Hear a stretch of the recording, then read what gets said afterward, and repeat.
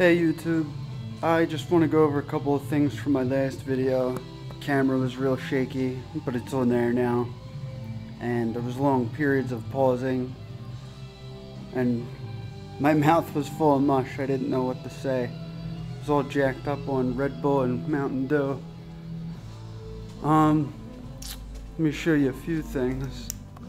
I'm test fitting the headers like I said, and I need to realign or put this brake line somewhere else because one of the primaries comes down. It's really close to it over top of the cross member there. The other thing is, I'm glad I got a mini starter for this from the other car, is that there'd be no room to put that football sized starter down there. I'm gonna have to re-wrap the starter lines in aluminum foil or something.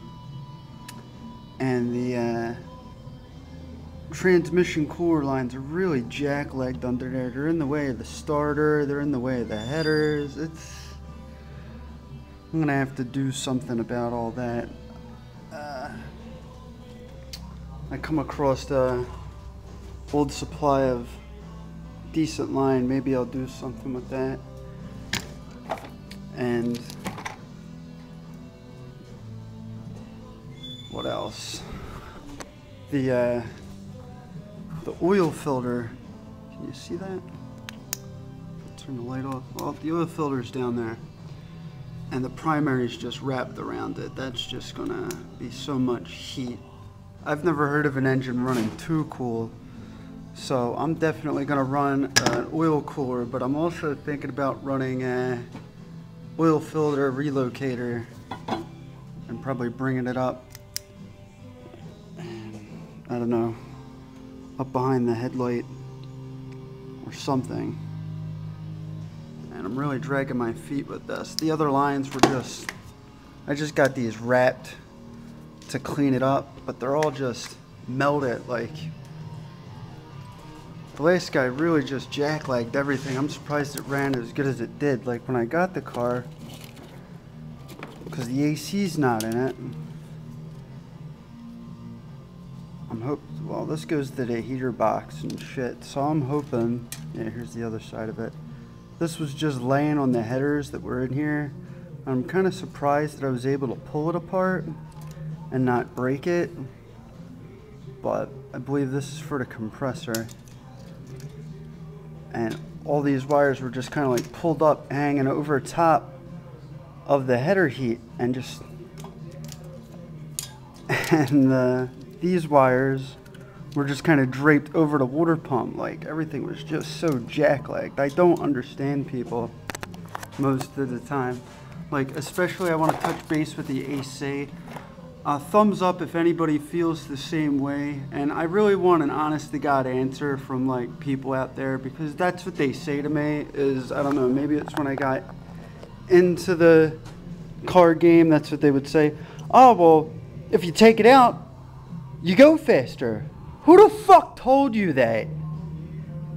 I can understand if it's honest to God Saturday night special and you gotta take it out to like we got Front Street around here at 3 in the morning on a Saturday and you need to earn $1,000 fucking dollars. Fine, seconds count. I'll respect that. But you can't drive this fucking car every day to school, to work, sweating your balls off and pretend like you fucking like it. But then the other answer they'll give me is, oh, well, it was broke anyway. Oh, okay. So what you're saying is, it was broke, you didn't know how to fix it, but you think you know how to fix cars, so you simply removed it. And then they'll say to me, oh, well, the heat still works. That really? The fucking heat works. Like, you drive your fucking race car or your muscle car in the fucking winter or the rain anyway, and you're worried about the heat. I really want to spit in people's faces when they say this to me. I mean, I don't mean to get mad, but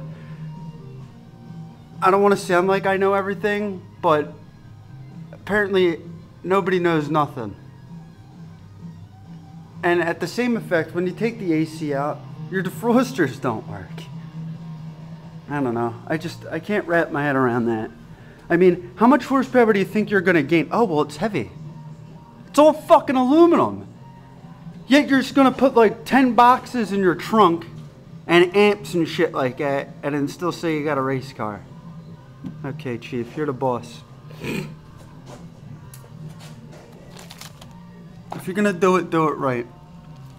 The other thing, this is just me, but I really hate when like you have cars with V8s in it, and I can't think of another word to say it other than white trashy, is any V8 car, I don't know, well, let's say this Monte Carlo, like let's say you went to go buy this and you got some 30-year-old asshole with 10 kids and he's got to sell his high school car. Yeah, it's got this and that and this, and you open up the hood, and I'm going to paint this picture, and you import tuner guys are guilty of this too, but I'll rerun it. Is you open up the hood, and it's a filthy ass engine. It's not even detailed. I know that's my bag. That's my OCD. Is the engine's black, the oil's leaking out of the chrome valve covers, and they got a chrome filthy ass air filter on there with cobwebs and shit all over it.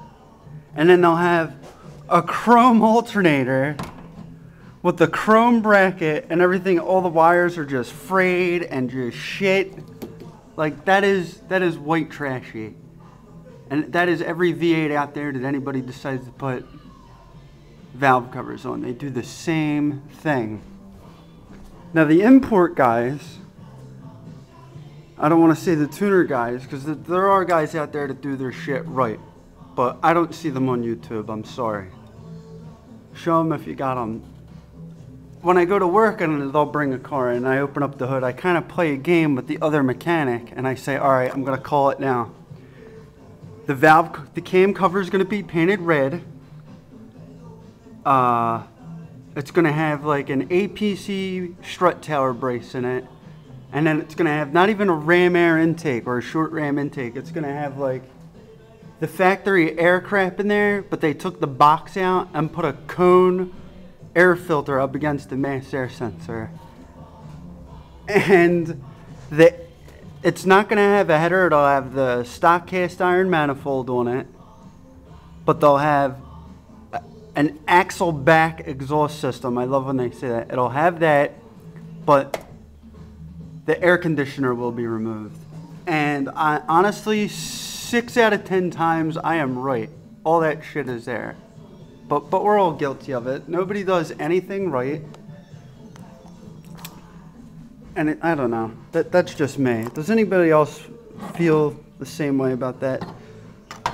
Anyway, the other thing that I'm doing is I'm going to detail some things up. I know I just made fun of the chrome alternator, but I don't want to put the chrome alternator on because everybody puts chrome alternator on.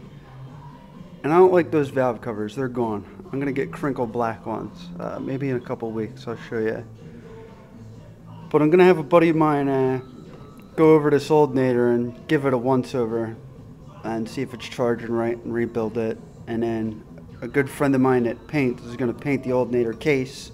And I'll go get like the chrome fan and something. I think that would look nice. I've never seen anybody paint their alternator any other color. Either it's chrome or it's this. I'm going to paint it obviously Ford red on a Chevy engine. I'm sorry guys, I didn't want it orange.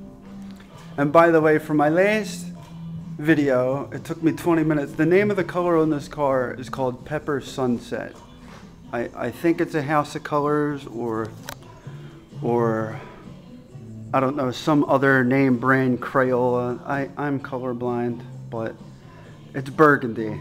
I don't know, I had to over advertise that. So that's where I am, and if you feel the same way, let me know. Any questions, and I'll be sure to answer them. Thanks for watching.